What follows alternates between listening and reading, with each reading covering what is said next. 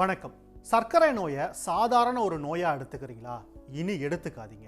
ஏன்னா லான்செட்டோட அறிக்கை உலகளாவிய அளவில் நீரிழிவு நோயாளிகளோட எண்ணிக்கை 52.9 கோடியா இருந்ததா கணக்கிட்டிருக்கு.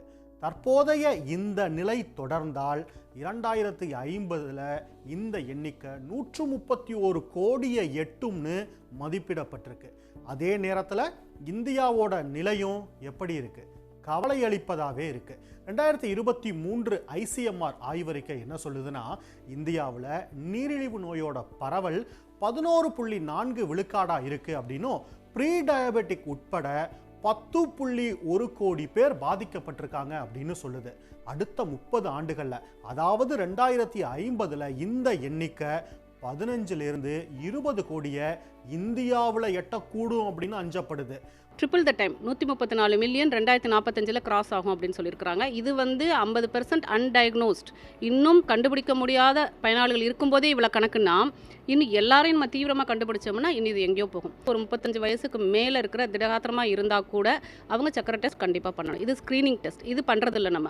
1990 2021 வரையிலான இந்த 31 வருட காலகட்டத்தில் நோய் சுமையோட தாக்கம், அதாவது இந்த சர்க்கரை வியாதியால் ஏற்படக்கூடிய மரணம், குறைபாடு, அதாவது பார்வை குறைபாடுன்னு எடுத்துக்கலாம். இது மாதிரியான பாதிப்புகள் 262.9% அளவுக்கு இருக்கிறதா மதிப்பிட்டிருக்காங்க.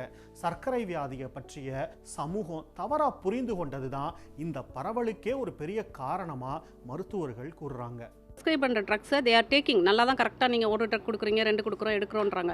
பட் குறையவே இல்லைங்கிற கம்ப்ளைண்ட்டோட தான் most of the patients are coming. அதுக்கு என்ன ரீசன்னு பார்த்தீங்கன்னா, மருந்து மட்டுமே கண்ட்ரோலில் வைக்க முடியாத ஒரு நோய் இது. அந்த சாப்பாடை கரெக்டான டைமில் எடுத்தால் மட்டும்தான் அந்த சக்கரை அளவு எவ்வளோ வருதோ அதுக்கேற்ற மாதிரி அந்த மாத்திரைகளும் குறைக்க இது பண்ணும். நீங்கள் ரொம்ப நேரம் பட்னியாக எடுக்கும்போது மற்ற ஹார்மோன்ஸ் நம்ம உடம்புல, இன்சுலின் இல்லாத ஹார்மோன், அதை மக்கள் முதல்ல தெரிஞ்சுக்கணுங்களாம் என்ன நினைக்கிறாங்கன்னா, இன்சுலின் மட்டும்தான் சக்கரை அளவை கூட்டும் குறைக்கும் அப்படின்னு. அப்படி கிடையாது. நம்ம உடம்புல இருக்கிற அடிஷ்னல் ஹார்மோன்ஸ் நிறைய இருக்குது. அது ஸ்ட்ரெஸ் ஹார்மோன்ஸ்னு சொல்லுவோம். நம்ம ஸ்ட்ரெஸ்ஸாக இருக்கும்போது, தூக்கத்தை தொலைச்சிட்டு இருக்கும்போது, மற்ற ஹார்மோன்ஸ் ரிலீஸ் ஆகும்போது சக்கரையுடைய தன்மை கூடும் குறையும் நிறையா இருக்குது. தேசிய நிலை மட்டுமின்றி தமிழ்நாடோட நிலையும் கவலைக்குரியதாகவே இருக்கு. ICMRோட ரிப்போர்ட் அடிப்படையில் மாநிலத்தில் நீரிழிவு நோய் பரவல் 14.4 விழுக்காடா இருக்கு.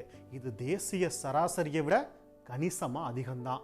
எண்ணிக்கை அடிப்படையில் தமிழகத்தில் 1,05,00,000 மக்களை பாதிச்சிருக்கக்கூடிய ஒரு மாபெரும் சுகாதார சவாலாக உருவெடுத்திருக்கு சர்க்கரை நோய்.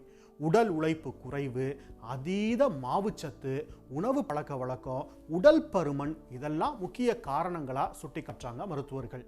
சக்கரை நோயினால் வரக்கூடிய காம்ப்ளிகேஷன்ஸாக ரொம்ப டிஃபிகல்ட்டாக இருக்கும். லைக் இப்போ 20 வருஷத்துக்கு ஒரு ஆளுக்கு சக்கரை இருக்குன்னா, கண் பாதிப்பு, கிட்னி பாதிப்பு, லைக் நரம்பு, நியூரலாஜிக்கல் டெஃபிசிட்ஸ்லாம் வரும்.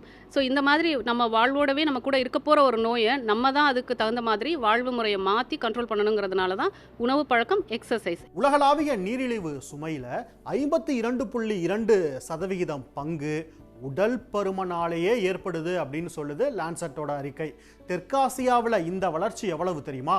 58% இருக்கு. நம்பிக்கைக்குரிய ஒரே ஒரு விஷயம் என்னன்னா, 96% நோயாளிகள் டைப் 2 நீரிழிவால் பாதிக்கப்பட்டிருக்காங்க. இத்தகைய டைப் 2 நீரிழிவு பிரச்சனை வாழ்க்கை முறை மாற்றங்கள், உணவு கட்டுப்பாடு, உடற்பயிற்சி மூலமாகவே தடுக்கக்கூடியது தான். சிகிச்சையை விட தடுப்பு நடவடிக்கையே முக்கியம்னு சொல்கிறாங்க டாக்டர்கள். ஸோ அவங்கவுங்க வாழ்வு முறைக்கு ஏற்ற மாதிரி செலக்ட் பண்ணிக்கோங்க சாப்பாடு. லைக் கிராமத்தில் இருந்தீங்கன்னா கீரை வகைகள் நிறைய கொடுக்கும். அதுக்கு தான் பிளேட் மெத்தட் அப்படின்னு ஒரு மெத்தட் நாங்கள் ஃபாலோ பண்ண சொல்கிறோம். நீங்களோட சாப்பாடு தட்டில் 2 போர்ஷனாக பிரிச்சுக்கோங்க. ஒரு போர்ஷன் முழுக்க நல்ல கீரை காய்கறிகள் அதை வச்சுக்கோங்க. திருப்பி இன்னொரு ஹாஃப் போர்ஷனை கால்வாசியாக பிரிச்சிங்கன்னா, கால்வாசியில் மாவுச்சத்தும் கால்வாசியில் புரதச்சத்தும் வச்சுக்கோங்க. ஸோ இந்த மாதிரி பிளேட் மெத்தட் ஃபாலோ பண்ணிங்கன்னா எனக்கு தெரிஞ்சு ஒரு அடிஷ்னல் இது கிடைக்கும் உங்களுக்கு சக்கரை கண்ட்ரோல் பண்ணுறதுக்கு. நீரிழிவு நோய் இனி ஒரு தனிப்பட்ட சுகாதார பிரச்சனை கிடையாது. இது ஒரு தேசிய சவால். தடுப்பு நடவடிக்கை, பொது சுகாதார விழிப்புணர்வு, வாழ்க்கை முறை மாற்றம் இல்லை அப்படின்னா நீங்கள், நான் உட்பட நம்முடைய 2050 அப்படிங்கிற எதிர்காலம் சுகாதாரம், அதனால் ஏற்படக்கூடிய பொருளாதார சுமைகளை சுமக்கக்கூடிய ஒன்றா இருக்கும். எச்சரிக்கை.